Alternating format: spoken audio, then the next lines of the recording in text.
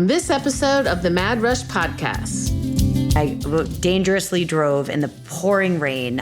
I was on the phone with him the whole time. He kept, smacking her in the face and trying to keep her awake. And I got there, put her in the back of my car, and drove them both to the emergency room. So I couldn't move my jaw. My hands were I couldn't move my legs. I couldn't straighten my fingers. Something was going on. And I was put into the ICU because I developed something called Serotonin Syndrome, which is when there are too many drugs in your system at one time. Welcome to the Mad Rush podcast. I'm Trisha Addicks, the original sorority rush consultant. While the stories I have to share are nothing short of astonishing, this podcast goes beyond the wild client tales and sorority life. I'll be engaging with fascinating guests from both within and outside the Greek world, uncovering the surprising connections that bind us all together. Join me for a journey that's as entertaining as it is enlightening. Welcome to Mad Rush.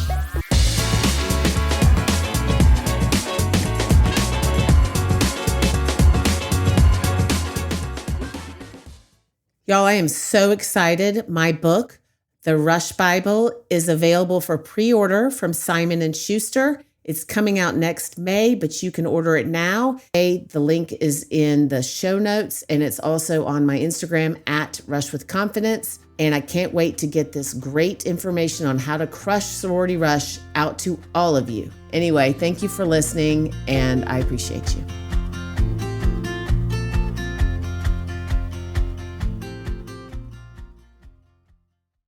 Okay, y'all, we are in for a treat today, and these two people who are my guests are very, very, very, very special and are coming to us with some great advice, some hard past stories, and they're willing to share them with you, and I appreciate it. I have Ella and Teri Macduff here today. They are the co-founders of Chasing Red Flags. And Ella are you a senior? I'm a senior now. Senior in college at Maryland, right? At the University of Maryland. And Teri is her mom. So thank you guys so much for being here. Thank you for having us. Yeah, this is amazing. It's amazing to be here.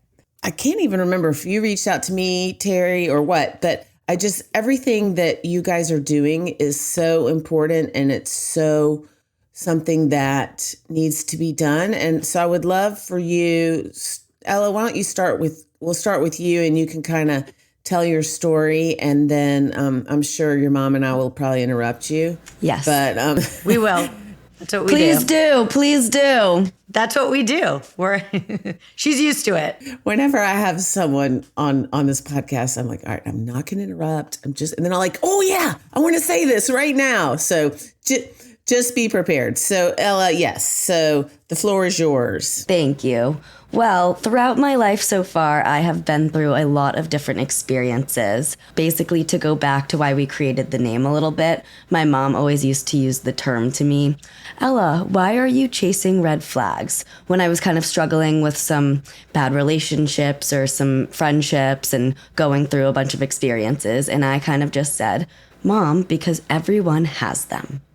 And that's kind of how we created the name Chasing Red Flags. And so for some history, my experience, I had a very 5-year toxic relationship. I had an eating disorder. I was drugged at a bar in Boston, and I felt like all of these experiences, I kind of had to put on a perfect face and pretend that everything was okay all the time. With cancel culture and everything going on in the world where you kind of have to put out a perfect version of yourself. And that took a toll on my mental health and the way that I saw myself. And so I realized that being authentic and real and talking about my experiences not only made me feel better, but it built better relationships with other people. And so from there, we kind of wanted to share that experience, and hopefully other people could start doing that as well. I mean, so many of our listeners and so many young women out there, well, all kinds of women. Yes. are experiencing some of that. And the fact that you're willing to talk about it and help people it's really special and unique. Thank you. It's taken a long time. And I think the one thing I want to interrupt in and say is that it's also adults, right? Right. You know, we find that I'll bump into a mom and she'll say, oh, my kid's great at college. And then 3 weeks later, I hear her kid's dropped out. And I'm like, it's okay to say not everything is great all the time and not put on that mask. Right. Obviously, this podcast is named Mad Rush. So I talk about rush a lot. I feel like a mask is bad in any situation. Yes. Yes. Just because you're not making authentic connections. You're not, if you're showing the world what you think is a perfect version of yourself in your life, that's not the way to authentically connect. And connecting is everything, as we know. So what was your time frame? That was a lot of stuff to go through. Yes. Time frame. When did it start? You met your ex-boyfriend at 14. Yes. So we basically grew up together, you could say. And I met when we were 14, and it was a 5-year relationship. So that was invested throughout my whole high school and beginning of college experience. And then So wait, Teri, did you, when they first met, did you see the red flags immediately? No, absolutely not. So at 14, they were so young. And to be honest with you, it started out as a typical young relationship. He definitely had a past, but... Was he older? Nope. He had a past at 14? Yes. So maybe that was a little bit of a red flag that we didn't see. I'm just going to say maybe y'all should hire me because I think I might have guessed if he had a past at 14. I think I would say that he was more experienced than Ella at 14. Yes. And Ella was new to the dating world. Of course she was. So, it's 14. Still. Yeah, this was my first real serious relationship. yes. And I think over time, there was a lot of lying and cheating and harm to her self-worth. And yes, I was aware of some of it, not all of it. And, as a mom, I think you look back and you can say, oh, I would do things differently. But then you also could say, I didn't want to alienate her. I didn't want to lose her. I didn't want to have her stop talking to me. I had seen a therapist and I was getting advice on make sure she knows you're a safe place to land. But if you tell your kid not to do something, they'll do it. Yeah. So I was, supportive of what at the time I thought was mainly making her happy. Yeah. And I didn't see it from being inside the relationship. Again, you have to, what I've learned is take a step back and look at it in a bigger picture. And when I was there, the highs were so high and the lows were so low, but I was only focused on those good moments. And you don't have to answer this if you don't want to, but when did you start seeing it for what it was? Or at least when did you stop seeing only the highs? Probably the first time that he cheated on me. There was 2 times. That you know of. That I know of, yes. And I shouldn't have stayed, but when you're in the relationship, it's so hard to explain how you feel. But I would say that was probably the first time I started seeing signs of this probably isn't good for me, but he also makes me feel really good in certain moments, and I didn't want to lose that.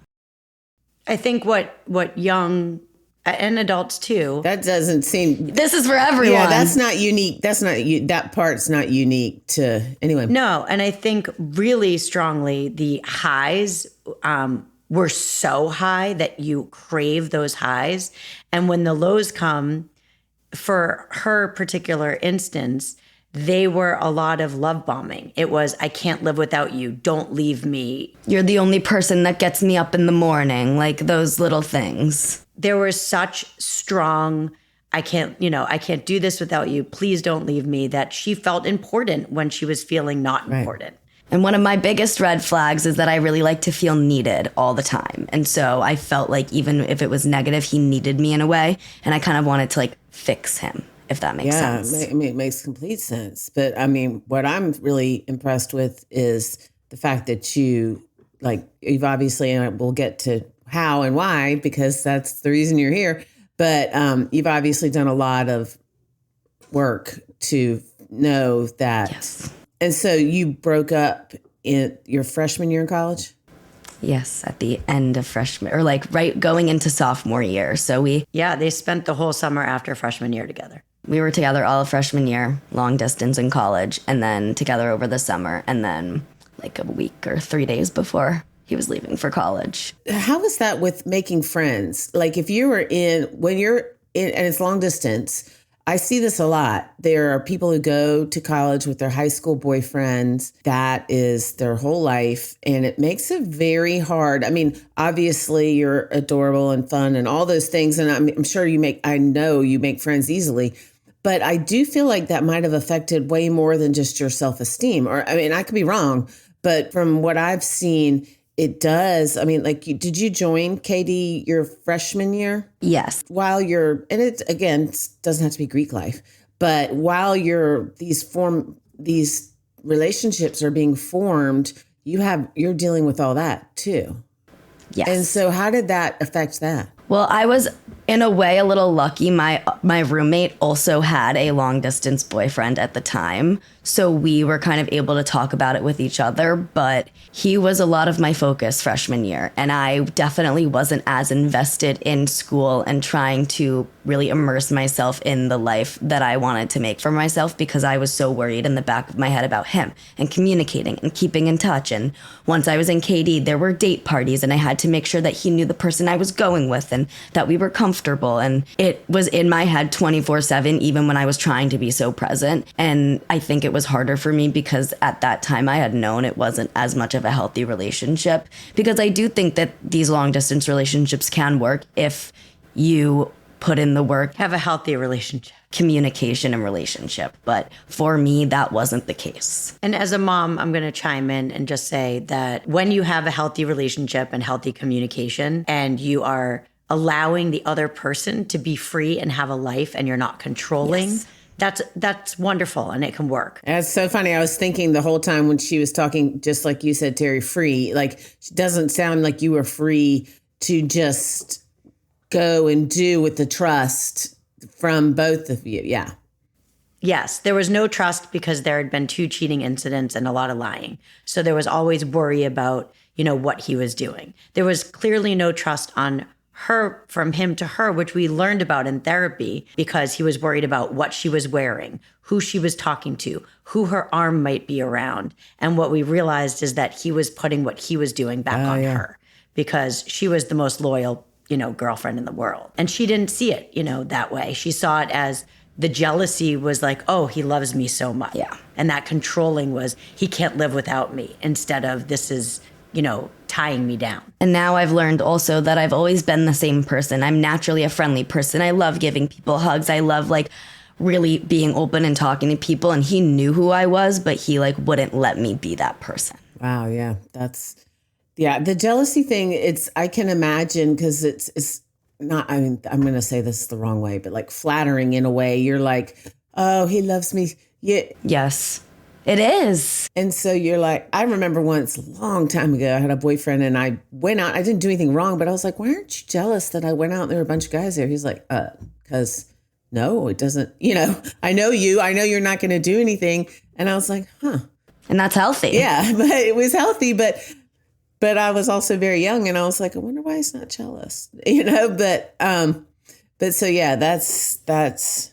I've been married 23 years and my husband doesn't have a jealous bone in his body, and I have tons of guy friends, and it feels good to know that we have that incredible trust and communication, that it's not a worry because he knows I would never do anything to harm our relationship. But that's you at your age now. And when I was young, I'm like, oh no, I agree. I want him to be a little jealous. I want him to have that. So I thought it was for a little while a positive thing. Right. I can see that. That's all I was trying to say, is that I get how you kind of might have thought that was a positive thing.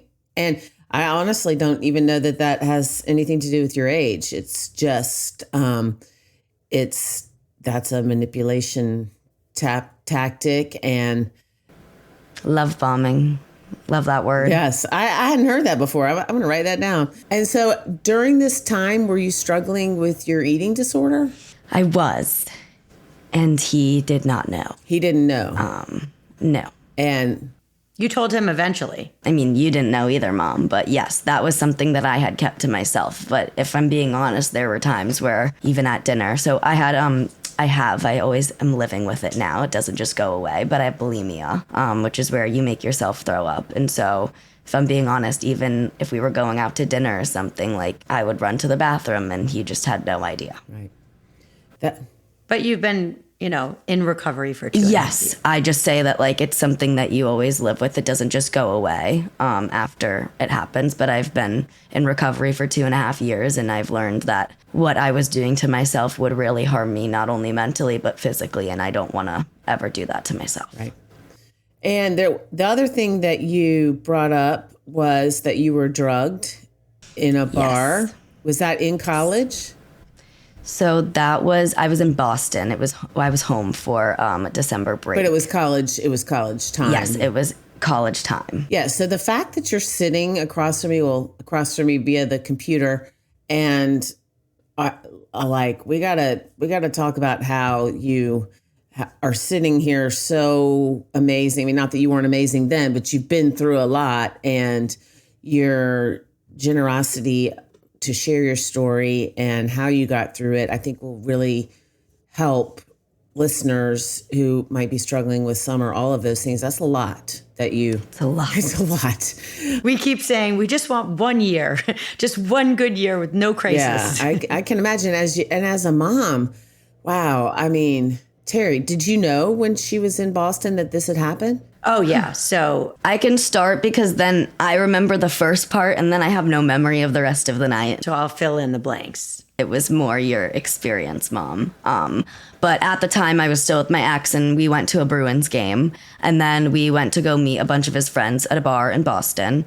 And we got in, and they ordered like a big bucket of like beers where the caps were still on. So I had to specifically like twist it off. I heard like the crack, like it was myself. And then my ex told me that he needed to go to the bathroom and to kind of stay where I was with all of his friends and don't go anywhere else. But I saw some people that I recognized across the bar. And again, I'm a friendly person. I just wanted to go say hi and have a conversation. So I did that and went over to say hi, and that is the last thing that I remember from the night. But my ex had told me that when he got back from the bathroom, I had a new drink in my hand, and it was like a glass cup with like, it was totally open, and I have no idea how I got it. He has no idea how I got it. And then we went into an Uber to go home because I told him I wasn't feeling good, and I proceeded to start throwing up all over the Uber, and the Uber kicked us out. I was going to say that hit your star rating. Oh yeah, my rating was not so good for a little while, and it got worse because it was 2 different Ubers. We called another one, and I threw up all over that Uber. And started to get incredibly agitated. She was kicking him Yes. and biting him and angry. And then she would go from that to completely passing out and not being able to speak. And so the second Uber kicked her out, and he carried her over his shoulder. It was December. It was freezing and pouring rain. And brought her under a bridge and called me and said, "I think Ella's dying. I don't know what to do." Oh my God. And he was smacking her face and screaming her name to try to wake her up. Well, because you were like, keep her awake, keep her awake. I think it was mom instinct. Because I didn't know where 911 would take him. He wanted to call 911, and I was scared that it was going to take them to a bad hospital. He couldn't tell me where in Boston he was, and I just knew that I could get there quickly and get them there myself. So I got in. How could you get there quickly? I literally got in the car. I was at my house. I was 19 minutes from there, and I drove at the speed of light. I dangerously drove in the pouring rain. I was on the phone with him the whole time. He kept, smacking her in the face and trying to keep her awake. And I got there, put her in the back of my car, and drove them both to the emergency room. Where was your husband? Was he freaking out? My husband was not awake. And as a mom, I just got in the car and left. I did not even. Can't believe you didn't even tell him. I mean, it's not funny, but like, I'm like, okay, single mom. She's having to deal with this as a single mom. And you've literally just told me you were married for 25 years. I was the worst wife that moment. I just my mom instinct was like, get in the car and go get her. I didn't wait. No, I mean, I get it. I'm just cracking up. I mean, that's not, again, nothing funny about it, but It is, no, you can look back. It's funny now. And then, of course, I'm trying to call him, right, in the car, and he's not answering because he's dead asleep. because he's asleep, because you didn't wake him up when you go to take your daughter to the hospital. I didn't. I will regret that forever. I could not get in touch with him for my poor husband. He's a saint. It would have helped if I had his partnership. He sounds very much like my husband, who is also a saint, and you seem a little bit like me. Anyone that puts up with me for almost 25 years of being together is a saint. Yeah, same. Yeah, that's what I've got going on over here too. So I'm not gonna lie, I might have forgotten or not. Especially when it's your kids, you're like, right. Everything off the table. I'm off getting the table. Well, I don't sleep until my kids are home safe. So he always goes to bed and I stay downstairs. So it wasn't even, I was in my pajamas. There was no thought process. I just got in the car. Right. No, I get it. Okay. So you got there, took her to the hospital? Yeah. So we got to the emergency room and Ella couldn't even sit up. He carried her into the hospital. You're like, it's out of a scene of a movie. This was one of the best things he's ever done. I was gonna say, at this moment, I'm liking him. I give him so much credit. Like he did. Clearly devastated and scared for her. She couldn't sit up. He laid her on the floor in the floor of a dirty emergency room and was smashing on the windows saying, she's dying. You need to come help her. So he was incredible that night. And then they took us back, just Ella and myself, and that's where things went a little awry. What do you mean? I was requesting a toxicology report. I knew that my daughter wasn't drunk. She, didn't even finish one full beer. And they refused to give her a toxicology report. There was no code for insurance. Well, first off, the doctor just said, she's just drunk. She needs to sleep it off. No, he did not. Or she. Kept saying it over and over. Oh, yeah. Yes. Mm-hmm. And you as my mom, and I will say I was not awake for this, but I know you and you are my biggest advocate. And you were like, I know my daughter. She is not just drunk. Give her a drug test. He said, we see this all the time. She's just drunk. She needs to sleep it off. Okay, that doctor. Ooh. And within that time period, she was agitated. I have a picture. She bit me in the left arm. So I was getting triaged for that. I was going to say, you press charges. That way you take the picture. I'll press charges against Ella, yes. She had chipped her front tooth because she was thrashing and banged her head. I mean, how could anybody think that's just being drunk? Correct. Exactly. Especially a doctor. There was not a lot of empathy going on in the emergency room. And I know Clearly. they have a lot going on, but I have a big mouth and I was not quiet that night. And we get that. They ended up tying her hands and legs to the bed because she was so agitated. She went to the bathroom in her pants, which is, we found out later, a sign of serotonin syndrome. So they weren't taking all of the signs of everything going on with her and saying, this is something deeper. They were just making assumptions. They had two male doctors cut her jeans off and had to clean her up, which was hard to watch. They had me leave the room and that she was harming herself, thrashing, and she was banging her head against the side of the hospital bed. He had to tie her hands and legs to the bed. And he gave her a shot of Haldol, which is a sedative. And at the time, I was a mom who was worried that her daughter wasn't going to live. So it didn't faze me at the time, but realizing that she already had a drug in her system. And then Ella takes Lexapro for anxiety and takes vitamins every day. And the combination of the drug in her system and the Lexapro and the vitamins and then Haldol put her into a different state. Oh my gosh. So Like they shouldn't have given that to me. So how long did this last? I mean, how long were you in the hospital? So the next day, basically the Haldol knocked me out. And so I was asleep for the night. You went home, you brought my ex and you just got all cleaned up. I brought him back home and came right back to the hospital and slept next to her. Yeah, because they were like, she's going to be out for a few hours. And then I woke up and they released me.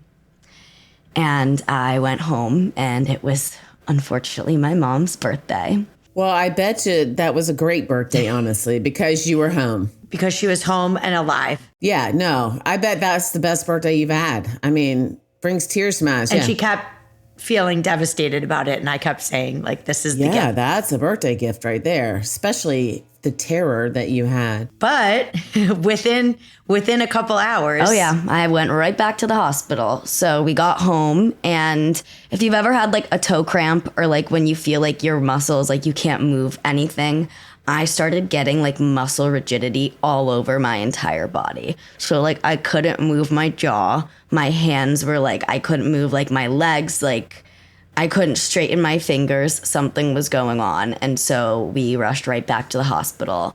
And I was put into the ICU because I developed something called serotonin syndrome, which is when there are too many drugs in your system at one time. Whoa.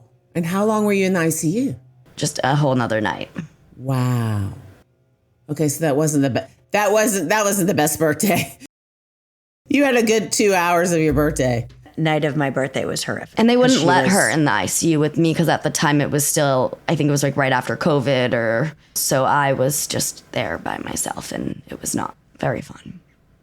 Wow. Okay. So it was a different experience. I just want to say, being in the ICU, they were attentive. They were empathetic. The doctor knew that because she developed serotonin syndrome that she had been drugged. He didn't do a toxicology report the night before, and so they lost the time to do a toxicology report. It needs to be done within 12 to 24 hours. So for anyone listening, that is really important. And the hospitals do not have to do a toxicology report unless you're also sexually assaulted. And so they would not do it, and he lost that time. But because she developed serotonin syndrome, he had said that he sees people that are drugged all the time. I was going to say, it's definitely an epidemic. And I was telling your mom, I think I'm allowed to say yet, but I'm working on on the board of this company that is doing something great to stop that. But it's in developing stages. So anyway, so we have established that you've been through some shit. That's a good way to put it. She's been through some shit. It's also, it's a good way to put it, but it's also a very big understatement. Talk to me about how you got through it, and then now the chasing red flags, what you guys have done. It's pretty amazing. I will say, after I left the hospital that second day, I pretended and tried to ignore what happened. And I just wanted to go back to normal life. I get that feeling, but yeah. She, really pretended that it never happened. But it was really tough because at the time I felt really guilty. Again, didn't think about it in the moment, but I felt guilty because my ex made me feel bad that I didn't stay with his friends, because maybe if I hadn't walked over to see these other people, then I wouldn't have had that new drink and I wouldn't have been drunk. Oh my God, how exhausting. Yes.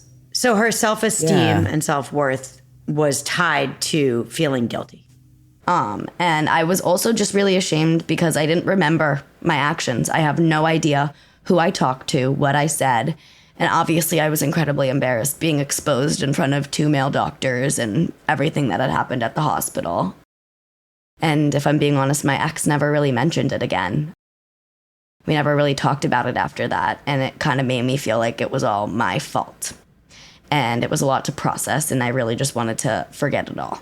And the combination of that kind of made me, to this day, I'm extremely anxious in crowded places, especially at bars or clubs and when I'm going out. And that's when I started to have some panic attacks. And for example, I was on a spring break trip with a bunch of my sorority friends, and I had to leave the bar because I had a panic attack, and it was very overwhelming. I'm sure that's. It's something you live with for the rest of your life.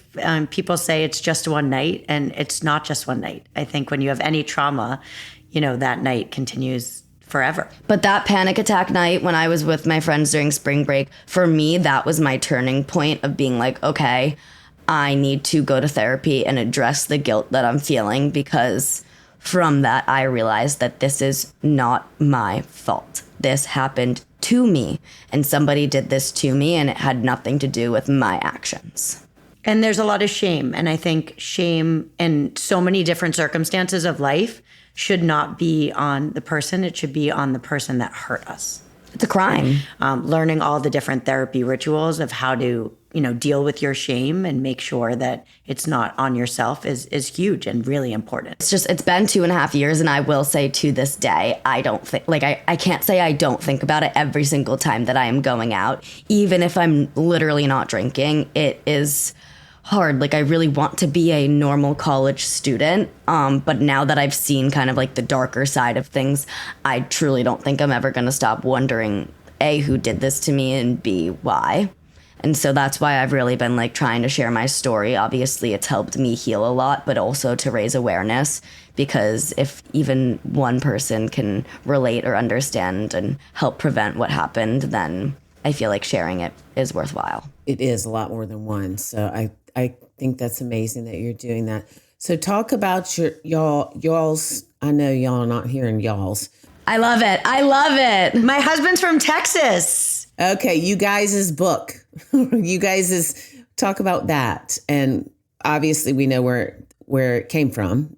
I mean, we started Chasing Red Flags at first just to raise, money and awareness for mental health. And I think, Ella's always been a journaler and she can get into that. But we really started Chasing Red Flags as a way to, our tagline is where being real outshines being perfect. Ella's keeping a beautiful smile on her face all the time. She was captain of the dance team in high school. And from the outside looking in, I think many people would say had quite a perfect life. And she led everyone to believe that. And that internally makes you sick when you're not being your true self and your authentic self. Not only are people not getting to know the real you, but you're not allowing yourself to be the real you. And we decided that we wanted to kind of take the mask off. And as me as a parent, I was doing the same thing, right? I was enabling that, and I was, not talking about things that I needed to talk about and share. And we decided we were going to take off the mask and help other people to not be in the same position that we were. So it just started that way, and that we were raising money, and we created a merch line, and we had hats and sweatshirts. I want a hat. And we raised. Oh yeah, we got them. Definitely. A beanie or a baseball hat. I want baseball beanies. No, that's a northern thing. I'm not wearing a beanie. I know beanies are very in over here.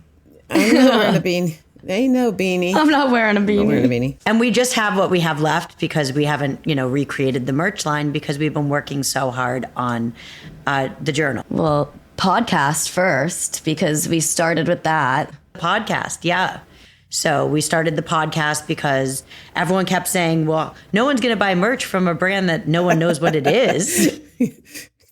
Here, I made up a t-shirt. Here, buy it. Yeah, please. Again, we're not business people. We've never started a business, so we really just did it from the ground up the way that we thought would work. Then we created the podcast, which is called Let's Get Real. And that has it's been 4 seasons, and it's featured 1 million unfiltered interviews with so many different people, from some professional athletes to doctors to some mental health experts and entrepreneurs, just genuinely talking about their lives and love and the messiness of being human, which is what we always like to say. So yeah, that's amazing. And I can't wait until y'all kick that back off. So tell me about your book, or I guess that's what you call it. It's more than a book. It's more than a book, but yes. So Let's Get Real, which is what it's called. We both have it, I think. It's right here. Oh yeah, I have my copy here. This is what it looks like. But it is a therapist-approved guided journal. So it has about 240 prompts, 12 themes, affirmations, coloring pages, tips for stress and anxiety, and what we call a very big groundbreaking book club discussion guide that is turning the solo reflection of journaling into community and connection. Oh, I love that. We basically created Let's Get Real to be a tool to help people be honest with themselves. And then once you have all that honesty and self-reflection, what do you do with that? We created an additional chapter so that you can connect with others and have healthier relationships with others. Because once you learn about yourself and you have all that self-reflection, you want to put that on all of your relationships in life and make them healthier. I was just going to say, we've kind of learned recently that loneliness is at an all-time high. And a lot of people are just looking for ways to connect with others. Okay, I got to interrupt you, y'all. If you guys, you have no way of knowing this because we just met, but literally I say that it's all about connecting, and it's lonely. I mean, I make posts every weekend, or not every weekend, but I'm like, if you're feeling lonely, these are things you should, because it's an epidemic, and I see it. And it's even in my world, which is, people are in sororities or whatever, you still can feel completely lonely. Yes. You still feel that way. Even if you have found your people or a group. And I think it's amazing. I'm so excited about Let's Get Real. Thank you. Thank you. It really started, to be honest, we started talking. Ella's always journaled, and I've always journaled. I'm a big writer. I love going back and looking at my old diaries. It's so fun. And she used to apologize to her diaries. Ella, tell them what you used to say. I felt like first, one of the reasons we love our journal is because it's undated. So you can choose to do it when you want and fill in a date. But I used to apologize to my journals if I would miss a day or two of writing. And I would be like, dear diary, I'm so sorry I missed. I'm sure you're not experiencing Catholic guilt and you're Jewish. Totally right. Ian's Catholic, Ian's from Texas. So she's got a little bit of everything in her. And she's a people pleaser. And I think she felt bad for the diary that she missed a day. Wow. So when we started this, I think it was also, blank pages are sometimes really hard for people. It's like, where do you start? What do you say? So we were like, okay, how do we create something that doesn't exist on the market, that has 12 different themes, not 3 or 4, not just a gratitude journal, which is great, by the way. There are so many incredible journals out there, but how do we create something that covers every topic? We start obviously with the most important one, which is ditch the mask. So that's our first chapter, because if you can't take your mask off, there's no point in doing a journal. I've had a bunch of diaries and journals, but what I felt like was a lot of them, like you were saying, are so amazing, but the ones that I had were just blank pages, and they didn't necessarily give me a lot of direction. So I would write everything out and vent and close it, but I would still feel a little bit lost. And again, after a friendship breakup and an unhealthy relationship and anxiety and panic attacks and all the things I'd been through, what really helped was kind of learning to journal in a way that actually made me feel better. And so our mindset when creating this journal was like, we wanted to create something that actually helped people figure out what to say and then how to process that. And what to do next. Yes. Because a lot of journals, you write down what they ask you and then you're like, okay, where do I go from here? Right? Yeah. So when we were designing it, we obviously, undated was really important. Also, there's a lot of people out there with ADHD and other anxiety driven, I don't know the right word, but that really don't want to have to go in order. I started in chapter 8. Which drives me crazy because I'm type A. I'm really OCD. So that gives me, I would be at I'd start at 1 and go through, but that's me. But we wanted it to work for every type of person. So I go from start to finish. I did all 240. There's actually more than that prompts because some of the pages have 2 in it. And Ella started in chapter 8. And what's great about it is you can start where you're feeling and where you're at that day. Yeah. So if you open up a chapter and it's about facing your fears and you're like, I'm not ready to do that today, you flip to a different chapter and you can start on a different page. Ella also was very big for anxiety. She learned to color. Love that. And she has adult coloring books all over the house. I would carry around a journal and a coloring book, and it's just like annoying to have both. And what it teaches you when you're coloring is to get the thought out of the head and start thinking about staying in the lines or coloring. Or not in the lines. you do you, boo. Exactly. So we created a journal that has not only the prompts, not only is undated, but also has coloring pages at the end of each chapter. And also we learned from a lot of the therapists that we interviewed and that helped us with the journal that if you tell yourself something 20 times, you start to believe it. So at the bottom of every page, there's an affirmation statement, and it's the same affirmation statement 20 times through each chapter. And we wrote something like, you are stronger than your fears. And then you, the reader and the journaler, have to rewrite it as an I am statement. So you write, I am stronger than my fears. So we called it Let's Get Real because we wanted to feel like we were in it with you. Let's. And that you're not alone. Oh, I love that. Yeah, the let's, yeah. And we write a letter about us in the beginning and how we're in it with them. That's why we say the you are statement. And then they write back to themselves the I am statement. This is amazing. Yeah.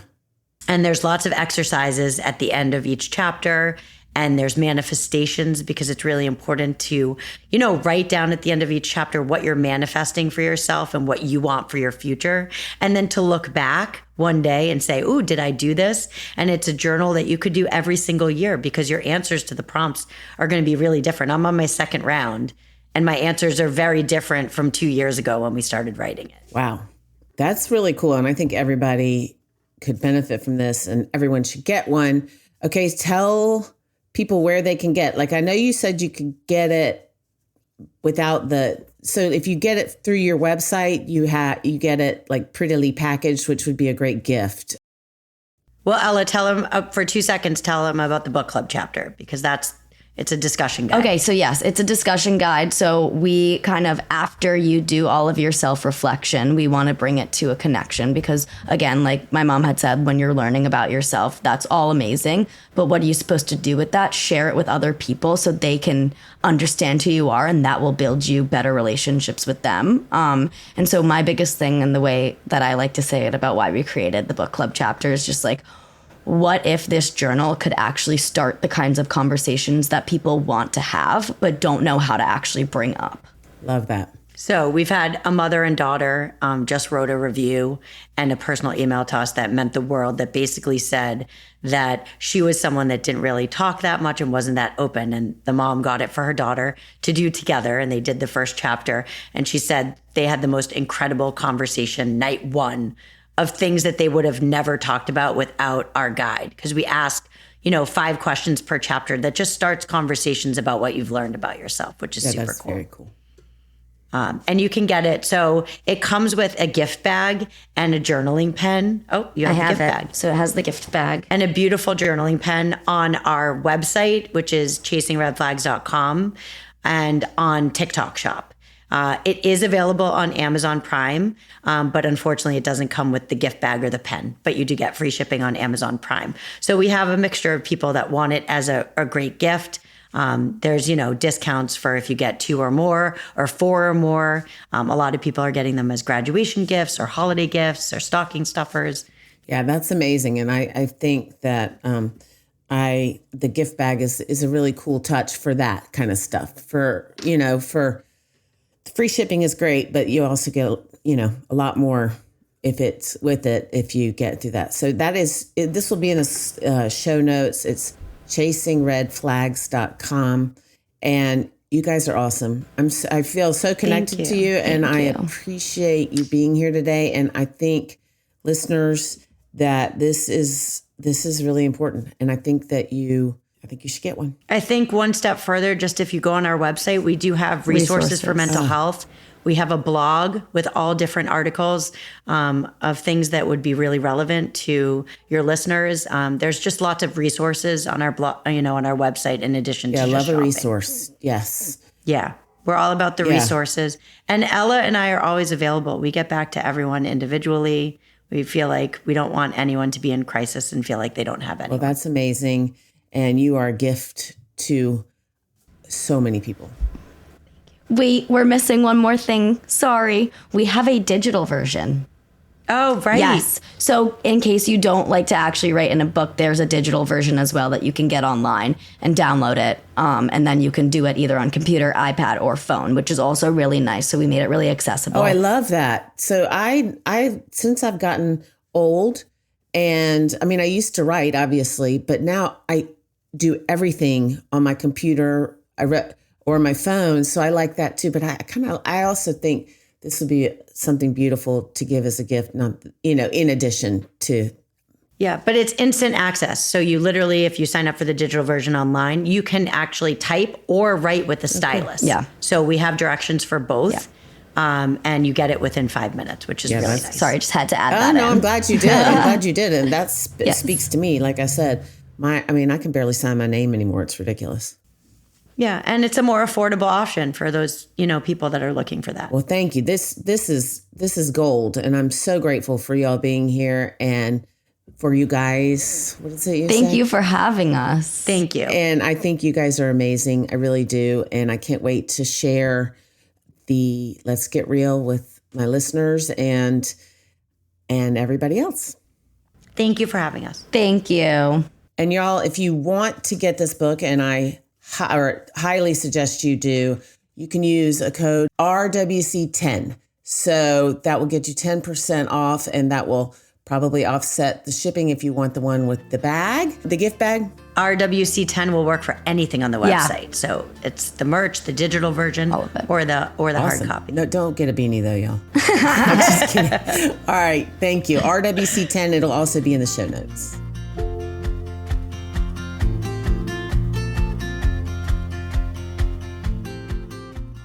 Thank you for listening. In the meantime, check out my Instagram at Rush with Confidence for more tips. See you next week.